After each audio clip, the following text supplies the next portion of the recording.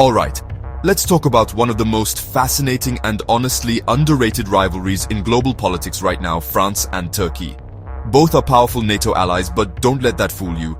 These two have been locked in a high-stakes chess match since early 2024, and the moves they make ripple through Europe, the Mediterranean, and the Middle East. First up, Libya.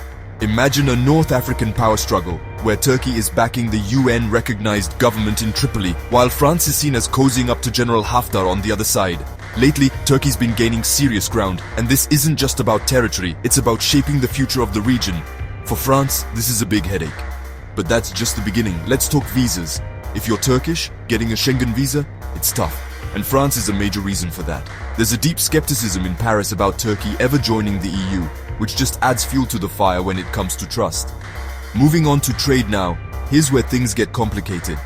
Despite all the political drama, money still talks. Thanks to the EU-Turkey customs union, trade is booming. French companies keep investing in Turkey, and both sides are making money.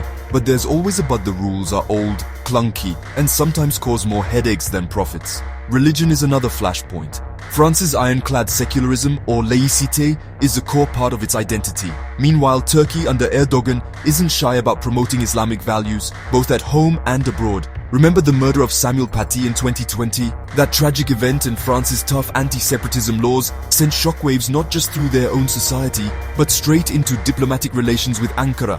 And then there's the geopolitical chessboard. In Syria, France and Turkey are basically on opposite sides. France supports the Kurdish YPG forces, Turkey sees them as a threat. In the eastern Mediterranean, France is backing Greece and Cyprus, while Turkey is pushing its own maritime claims. It's a tangled web, and both sides are pulling hard on the strings.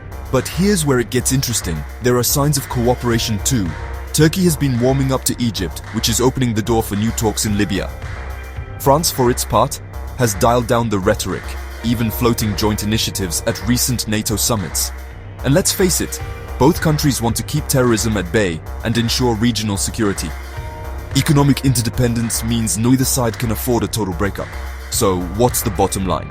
The France-Turkey relationship is like walking a tightrope above a minefield, rivalry and necessity all in one. There's plenty of unfinished business, but also just enough cooperation to keep things from exploding. And that delicate balance? It's not just their problem, it's key to stability across Europe and the Mediterranean.